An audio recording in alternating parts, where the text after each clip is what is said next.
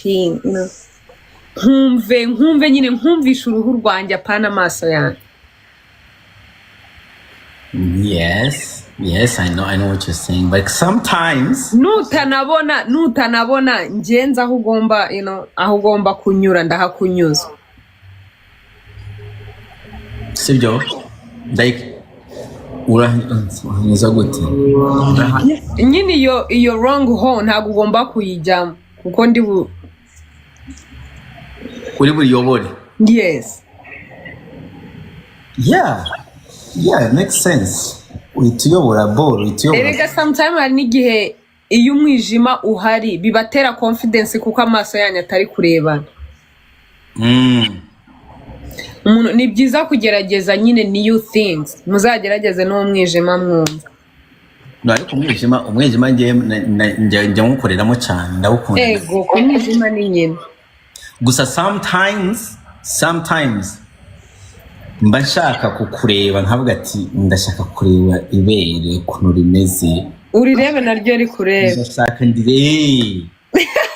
Oya se hari ubwo mpfuye muzarebana. Ngo nubwo mpfuye muzarebana n'ukuri kw'Imana. Ukavuga ati niba ngiye kuguha head ndashaka nguhe head mvuga ati ewana nagafashe ngashyira ku ruhande ngakire ndimo ndatanga head neza. You know what I mean? Like yeah, head. Ntabwo nshaka ku hari nk'umuntu wa head ugasanga ntabwo yogoshe neza tu unubu ukaba urimo uragenda umeze nkaho ujya mu bibara. Namwe ariko ntabwo mwogosha neza. The head y'umuhungu like the thing stands up. No. Sometimes hari igihe ujya munsi ya biriya biti bibi. Ibiti? Hari igihe ujya munsi y'amashami abiri. Godfather ni Asia. Oya, we mukomeze bamubareke. Nawe umuto ni Asia. Abahungu mugira ukuntu mutogosha down there, you know. Munsi ya zira staff zanyu. Ariko if I know ni iyo nzi ko hari probability yo kuba nshobora no vet ama vet ibingibi bimeze nk'amakreme cyangwa amakreme arababaza. Nagababaza. Really? Ya ntagababaza n'ukuri kw'Imana mukayasiga ahantu hose mugasiga ubundi ukagenda muri douche ukoga. Can you send me a cream? Yeah. Your birthday and so I need a gift. I got you. You can send me a cream? Yeah, sure. Why not? I'm going to give you my address. Yeah. Changwa mukagenda bakaba waxing. Nah. I don't like njyewe nanga pain ariyo yose ntishizemo. No, apana iriya yaba Mex kama aba Mex kirababaza ariko okay ukakoresha ingi vet cream uyishiraho warangiza iminota nk'icumi cyangwa 8-5 ukagenda ukoga. Sha ubumeze nk'akabebe. Trust me, when you send it to me, I'm gonna use it, and then when it's done, I will send you the picture. Yeah, you better. Ako Eva. Uzikunari sone. Ubu ngubu bagiye gukora cleaning y'amapine. Ya nukuri kw'Imana nk'abanyarwanda ngiye nkundi iyo nsanze nk'umuntu uri kuvuga ibi. Ariko narangiza za fotora kwereka none usabura ko yikoze neza. I know bukuno kivuze ngo you better. Urumva nk'iyo nsanze umuntu ari live Godfather cyangwa wowe ngiye ndicara nkiga nakumva ikintu uvuze ntazi ntega amatwi kuko abantu twigira ku bandi ngo bazumve kandi abahungu bari hano baruzuye n'ibikorwa byinshi biri hano. No, ikibazo abahungu mushaka kogosha hano hejuru nizira staff zanyu hagati haba harimo ibiboro kandi birebire ufata nka shower 3 cyangwa 4 mbere yuko ugenda muri iyo day. Like niba like iyo uwo udaciye mu bintu Jesus. Ibaze ngewe umugore yakwa approach inzowe Dumba. I can't even grab your balls. I don't give. Ngongo ki? wowe uri abakobwa bagivinga head mu kabari. Oh yeah, no, not like that. None se wase niki usigaranye? Bro. Usigaranye ati icupa rya Hennessy urumva ubu ngubu ngiye ayo mafaranga twari tuyakeneye like birimo birajya niyo mpamvu habaho amasaha yo gukura n'amasaha yo gukoresha yo gufunga yo gufunga kugira abantu babalancing ubuzima. Kimwe nuko umugabo yajya avuga ati ni byiza ko wakora nyuma ya saa sita dufite abakiriya nzajya nza utari. Mwabyumvikanaho ariko hari ibintu ubona ukabona bijemo guhimana. Yes. Nawe ukabyibona ukavuga ati ibintu bitangiye kuzamo guhimana bibaye akanuza. Kandi ikindi kintu umugore ugiye mu kabari like abari exposed ku maso abari exposed ku maso y'abagabo benshi. So bitwaye iki se? Like it's too much temptations that you're more likely one time imwe ishobora kuguhitana. Ahubwo ngiye byo ndabikunda kuko bituma umugabo wanjye like anyitaho agaragara like ahora ari active. Ahora nkorera utumanye. Urumva ko bifasha wowe? Of course ndi umugore ego ahubwo ngiye mbonye n'ikintu gituma umugabo ahora ahangayitse ko ashobora kunduzinga najya ngikora every day. Okay. Dumba bitera umugore akanyamuneza kubona ko umugabo like amushaka kurushaho, you know.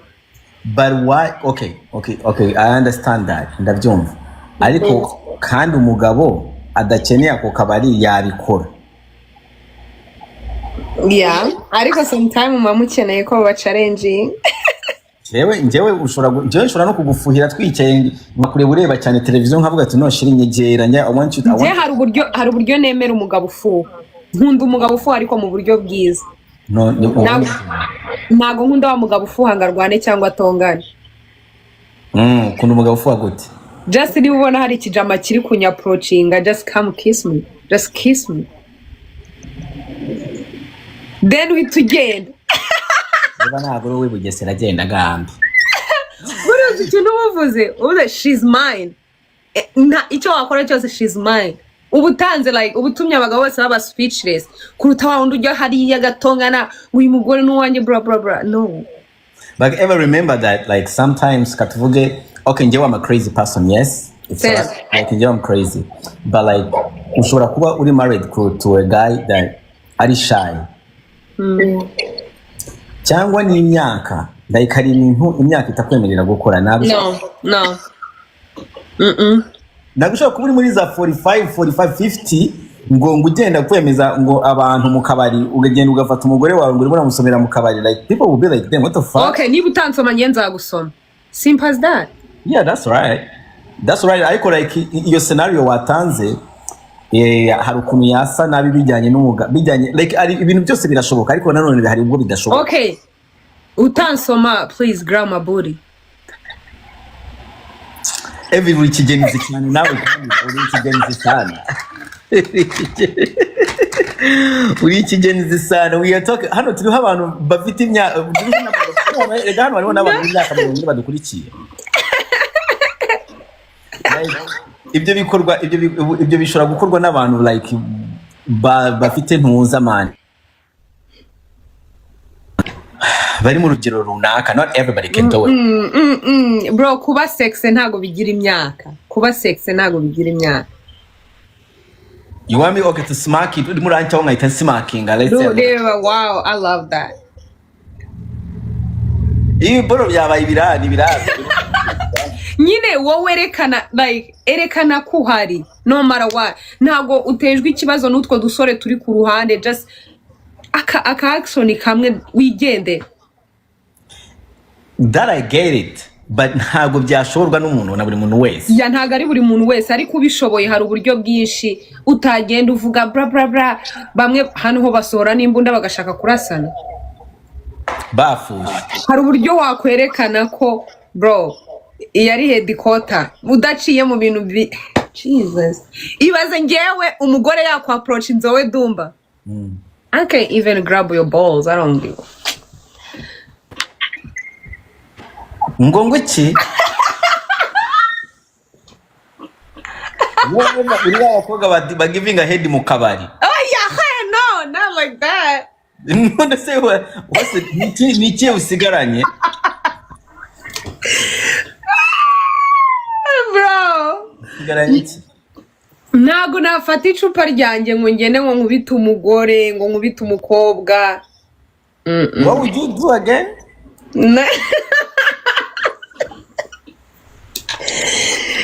Oh wow. God damn. Ufite inshuti zanjye sibyo? Like I think I told this story. Twari hano Ottawa. Noneho like hari muri EVA was very cold. Hakonje cyane. Mita tete twinjira ahantu and then twari batatu akameza ka gatable kari abantu batatu and then njye nicaye hano and then bari bicaye begeranye ariko bo bari yari couple yari couple. Noneho amasaha yo kugenda aragera ageze urabona ko akunda akabari kaba kari ku muhanda ariko like hariho ikirahure like ubona ibintu birimo indani byose ubibona birimo indani. Ariko akabari karakinze saa 9 abantu bashize mu mujyi. Ottawa hagati mari mu mujyi hagati you know amatara araka.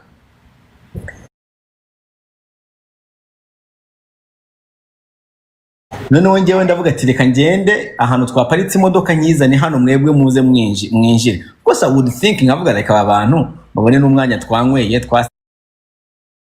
twasinze twaryohewe uno babone n'umwanya wo kuba bari kumwe bombi ndabiza abantu basinze babashaka no gusomana. You know at the time ariko nyine bubikura mu kinyabupfura. Yeah. Abaniga singiye ndagarutse. Akabari karakinze abantu basigaye bagakinze abantu bafungura barafungura bagasohoka iyo ufunze ntabwo kongera nta winjira no gusohoka gusa. Nta winjira no gusohoka gusa. So ndimo ndakonje. Ushaka kwinjira? Nshaka kwinjira kugira nibo bashobora kuza kumfungurira. Noneho mani mu kiyo cyanuza umukobwa arimo arasoma kuri ka kameza bari bicaye bagiye arimo arasoma umuhungu noneho ukuboko yagukishijemo hano hasi arimo arayifata yigira gutya and then I was hano ndimo ndabareba mani ntabwo naba ngikonje ngahita nkomanga bagahita bandeba gutya. And then I'm like, nigga, I'm freezing. I'm freezing. Mufungure. Erega ndavuga ngo iminota 15 freezing batararangiza. Wow. Urumva uwo ni Eva rero. So Dumba. Wakundana n'umukobwa ukamukisinga like mu bantu? Yeah, definitely. Ibyo ni ibintu bya ibyo nabikora cyane. Njyewe Dumba rega I'm crazy. Nega njyewe I'm crazy nabwo like nubwo nyine I have another lifestyle nyine I live that is not from social media. But I am also uwo muntu wo kuri social media also comes from me. I was before ntaratangira social media like nabaga mvanze ubuzima naravanze ubuzima nari ndi Dumba utuje w'umusazi ariko nyine ukora ibindi bintu nshaka no kwigaragaza mu bantu naguma nshaka ako kantu ka attention kaba kari ku muntu. Ako kantu ka attention kaba kari kuri muntu rega ndi Dumba umusariga abantu umuntu wese wo mu public figure ako kantu kaba kari kuri mo differences batinya kubyemera batinya kwemera ko afite ikintu cyo gushaka niba babyita ubwibone mu kinyarwanda cyo gushaka kugaragara mu bantu. Yeah. Umuntu wese ubona afite imibare myinshi akagaruka kongera akagaragara cyangwa abo baririmbi bose ako kantu umuntu iyo effect umuntu abayifite cyane. So sasa rero njyewe ndangije kubona ndangije gutwika nkamenyera koza imbitinzemo naje kumenyera kuvangura ubuzima bya bindi byari mu buzima bwanjye byo gushaka kugaragara mbisiga kuri social media ubuzima bwanjye ndabutandukanye. Yeah, that's good. Today said nzirutse mu gitondo nk'ubu ngo ntakiri ku mbuga like ibintu bya social media nyine bigumayo mu buzima sinongera kubigarura mu buzima bwanjye. So rero ariko still there is nk'ibintu I can borrow from my craziness nk'icyo. I can borrow kissing my wife in front of people. I can borrow it from Dumba kuri social media. ariko nkunda kavuga You can nenuza like nk'abantu nkunda kenshi like nk'impamvu like